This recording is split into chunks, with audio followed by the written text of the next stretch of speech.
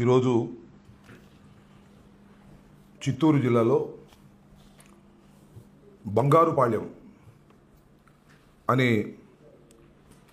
గ్రామంలో ఉన్నటువంటి మార్కెట్ యార్డుని సందర్శించి అక్కడ ఉన్నటువంటి మామిడి రైతాంగాన్ని పరామర్శించి వారి దగ్గర నుంచి కొన్ని విషయాలు సేకరించాలనేటువంటి ఉద్దేశంతో మాజీ ముఖ్యమంత్రి జగన్మోహన్ రెడ్డి గారు ఇవాళ చిత్తూరు పర్యటనకు బయలుదేరారు. ఇది గత వారం రోజుల నుంచి కూడా వివాదాస్పదం చేసేటటువంటి ప్రయత్నం ఈ ప్రభుత్వం పోలీసు యంత్రాంగం చేస్తున్నారు. జగన్మోహన్ రెడ్డి గారు బంగారుపాళ్యం వెళ్ళడానికి చాలా రోజులు హెలికాప్టర్ పర్మిషన్ ఇవ్వకోకుండా ఇక్కడ అక్కడ అని తిప్పేటటువంటి ప్రయత్నం చేశారు. చివరకు గత్యంతరం లేని పరిస్థితుల్లో హెలీప్యాడ్కు పర్మిషన్ ఇచ్చారు. తర్వాత ప్రోగ్రాం ఖరారు చేసుకున్నారు. ఖరారు చేసుకున్న దగ్గర నుంచి పోలీసులు విచ్చలవిడిగా వ్యవహరిస్తున్నారు. అంటే సుమారుగా 3000 మందికి నోటీసులు ఇచ్చారు, మీరు రావడానికి వీల్లేదు అని. అంతేకాకుండా చిత్రం ఏంటంటే ఇవాళ ఉదయం నుంచి నాకు అందుతున్నటువంటి సమాచారం, మా పార్టీ నాయకులు కార్యకర్తలు అలాగే జిల్లా పార్టీ అధ్యక్షులు కరుణాకర్ రెడ్డి గారితో కూడా ఉదయం నేను డిస్కస్ చేశాను. పెట్రోల్ బంక్ దగ్గర పోలీసులు కాపలా పెడతారు, దేనికి పెట్రోల్ కొట్టడానికి వీల్లేదు. కొంతమంది నాయకుల్ని అరెస్ట్ చేసి బంధించేశారు, హౌస్ అరెస్టులు చేసే కార్యక్రమం చేస్తున్నారు. ఇంతకుముందే హెలీప్యాడ్ దగ్గర లాఠీ చార్జ్ చేశారు. జనం వచ్చారండి, 30 మందే రావాలి అంటే వచ్చారు కదా, మరి జనం వస్తారు సహజంగా. వచ్చేటప్పటికి వాళ్ళ మీద లాఠీ చార్జ్ చేశారు. విచ్చలవిడిగా పోలీస్ యంత్రాంగాన్ని ఉపయోగిస్తున్నారు. నేను అడుగుతా ఉన్నా ఈ ప్రభుత్వాన్ని, కూటమి ప్రభుత్వాన్ని, చంద్రబాబు నాయుడు గారి నాయకత్వంలో ఉన్నటువంటి ప్రభుత్వాన్ని నేను అడుగుతా ఉన్నా, పోలీస్ యంత్రాంగం ఎందుకుంది? ఈ రాష్ట్రంలో లా అండ్ ఆర్డర్ కాపాడటానికి, లేదా సంఘ విద్రోహ శక్తుల్ని కట్టడి చేయడానికి, లేదా గంజాయి అమ్మే వాళ్ళని పేకాట ఆడే వాళ్ళని పట్టుకోవడానికి ఉందా? లేకపోతే కేవలం జగన్మోహన్ రెడ్డి గారి పర్యటన జరగకోకుండా అడ్డుకోవడం కోసమే మీ పోలీస్ యంత్రాంగం ఉందా అనే దానికి సమాధానం చెప్పాలి. అసలు జగన్మోహన్ రెడ్డి గారు ఇంట్లోంచి బయటికి కదులుతున్నాడు అంటేనే మీ పోలీస్ యంత్రాంగం అంతా వచ్చి పడుతుంది. ఎన్ని వేల మంది పోలీసులు మీరు ఇవాళ ఈ బంగారుపాళ్యంలో పెట్టారు. బంగారుపాళ్యం కానీ ఆ ప్రాంతంలో ఉన్నటువంటి అన్ని గ్రామాల్లోనూ పోలీస్ పికెట్ పెట్టేశారు. ఇంట్లో బయటికి రావడానికి వీల్లేదు, హెలీప్యాడ్ దగ్గరికి వెళ్ళడానికి వీల్లేదు, మార్కెట్ యార్డ్ దగ్గరికి వెళ్ళడానికి వీల్లేదు, జగన్మోహన్ రెడ్డి గారిని చూడటానికి వీల్లేదు, జగన్మోహన్ రెడ్డి గారికి కారులో వెళ్తుంటే చెయ్యి ఊపడానికి వీల్లేదు అనేటువంటి పద్ధతుల్లో ఇంత నిర్బంధం ఎప్పుడైనా చూశారా మీరు అని అడుగుతా ఉన్నా.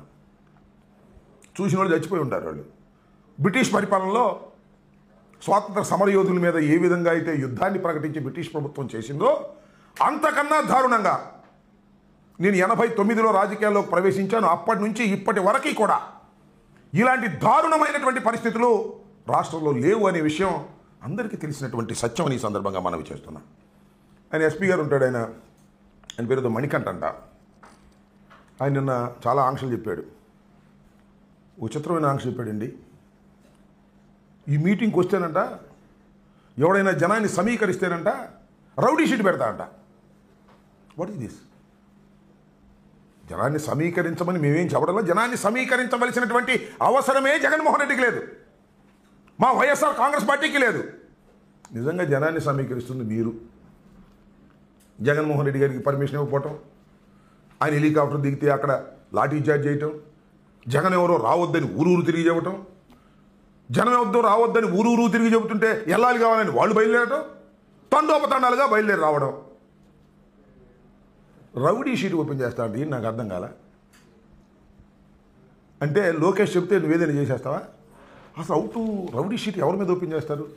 మీరు అందరికీ తెలుసు కదా, ప్రజలకు తెలుసు, విఘులైనటువంటి వారికి తెలుసు, న్యాయవాదులకు తెలుసు, విలేకరులకు తెలుసు, అందరికీ తెలుసు. రౌడీ షీట్ ఎవరికి ఓపెన్ చేస్తారు? రౌడీ అయితే ఓపెన్ చేస్తారు. అంటే జగన్మోహన్ రెడ్డి గారి మీటింగ్కి వెళ్తే రౌడీ షీట్ ఓపెన్ చేస్తారా? బుద్ధి ఉందా, బుద్ధి లేదా? You are IPS officer Manikanthaji, you are an IPS officer, you are not a చెంచా ఆఫ్ లోకేష్. లోకేష్కి మీరు చెంచా కాదు, లోకేష్ చెప్తే చేయడానికి. పరిపాలనలో ఇండియన్ పోలీస్ సర్వీస్లో ఎలక్ట్ అయినటువంటి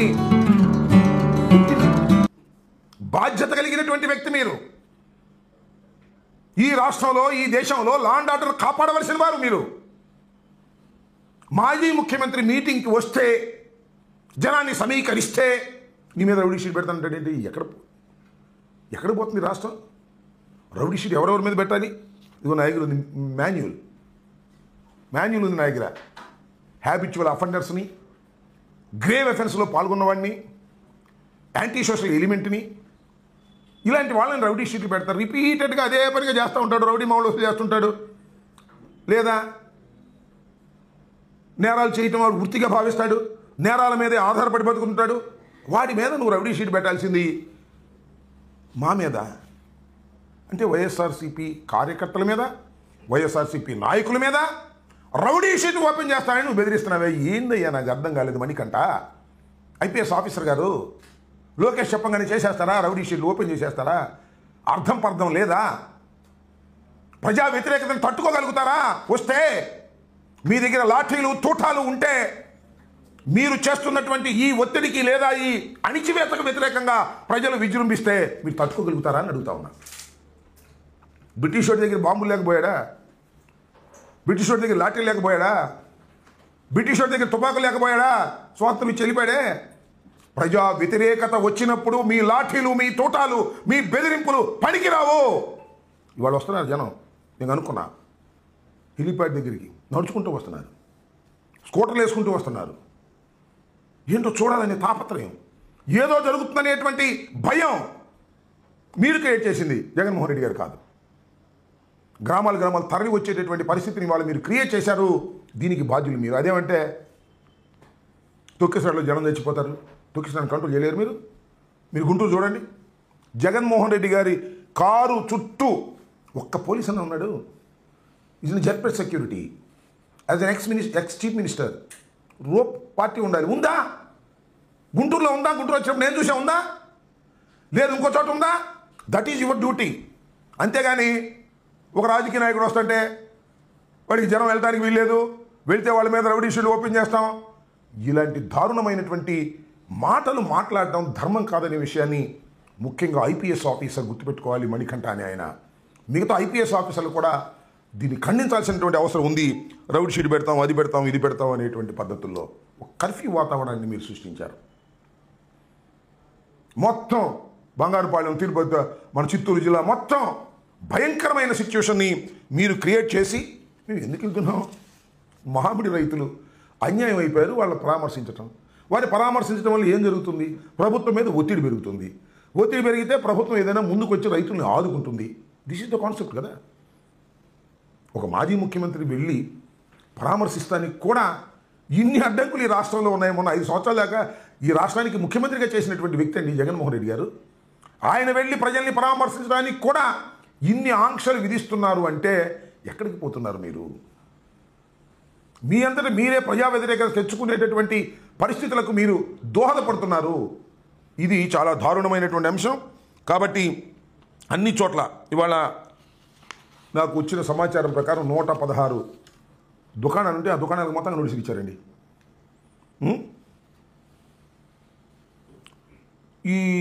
అక్కడ మన గంగాధర్ నెల్లూరు నియోజకవర్గంలో ఈఆర్పురం మండలం వైఎస్ఆర్సీపీ నాయకులను చిత్తూరు జిల్లా పోలీస్ ట్రైనింగ్ క్యాంపులో పెట్టి కట్టడి చేశారు, రావడానికి వీల్లేదని. ఈ విధంగా దారుణంగా అసలు ఒక మాజీ ముఖ్యమంత్రి కొందరిని పరామర్శించడానికి వెళుతుంటే ఈ రకమైన చర్యలు తీసుకోవటం ఏ రాష్ట్రంలో అయినా ఏ దేశంలో అయినా ఉందా? ఇంత దారుణంగా మీరు బిహేవ్ చేసినా అదేమంటే ఒత్తిడి, అక్కడ చచ్చిపోవడం కారణం మీరు. You have not given a correct security to ex CM. కాబట్టి నేను మనవి చేస్తున్నా, ప్రజల్ని మీరు కట్టడి చేయలేరు, ప్రవాహాన్ని మీరు ఆపలేరు. ఉప్పిన గోడలు కొడితే ఆగిద్దా? గోడలు కడితే ఆ గోడలు కూడా దూసిపోతాయి. ఎంత ఒత్తిడి మీరు చేస్తారో అంతగా ప్రజలు తరలి వచ్చేటటువంటి పరిస్థితులు ఏర్పడతాయి. ఇవాళ జగన్మోహన్ రెడ్డి గారు చిత్తశుద్ధిగా తోతాపరి, మామిడి కాపు రైతాంగం తీవ్రమైన ఇబ్బందులు పడుతున్నారు. చివరికి చెట్లు నరికేస్తున్నారండి, కాయలు బయట పారేస్తున్నారు. చిత్తూరు కాయలు అంటారు, వాటిని బయట పారేస్తున్నారు. తోటలు నరికి తీసేస్తున్నారు. వాళ్ళ మీద దృష్టి పెట్టకోకుండా వారిని పరామర్శించి మీ మీద ఒత్తిడి తీసుకురావాలని ప్రయత్నం చేసేటటువంటి జగన్మోహన్ రెడ్డి గారి మీద ఈ విధమైనటువంటి అణిచివేత పరిస్థితులు తీసుకురావడం చాలా దారుణమైన విషయం. మీ అణిచివేతను ఎవ్వరు వైఎస్ఆర్ కాంగ్రెస్ పార్టీ కార్యకర్తలు కానీ మామిడి రైతాంగం కానీ లెక్క చేయరు. చూసుకోండి, సాయంత్రానికి మీరే మనం చేస్తున్నాం. ఈ దారుణమైన పరిస్థితిని ప్రజాస్వామ్యవాదులందరూ కూడా ఖండించాలని కూడా ఈ సందర్భంగా నేను చెప్పదలుచుకున్నాను. ఆటోలు లేదా ఈ ట్యాక్సీలు ఉంటాయి కదా, వాటన్నిటికీ నోటీసులు ఇచ్చారు. ఆర్టీసీ బస్సులు దించుతున్నారు. ఆర్టీసీ బస్సులో వస్తున్నారు ఏమన్నా దించి మీరు జగన్ గారి పర్యటనకి వెళ్తున్నారా అని అడుగుతున్నారంట.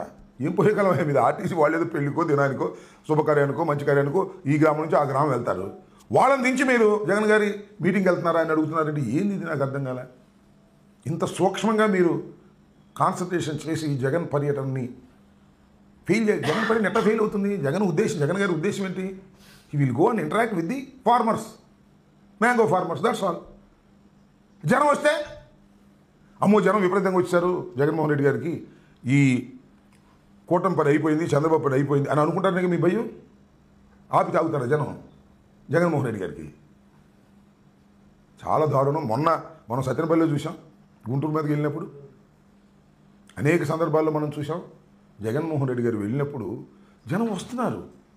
మేమేమి కార్లు పెట్టి లారీలు పెట్టి మేము మోయట్లేదు, తీసుకురావడం లేదు. నమ్మండి మీరు, వాలంటరీలీ దే ఆర్ కమింగ్. వాలంటరీగా వస్తున్నారు. We're not mobilising. నమ్మండి మీరు, we're not mobilising the mob.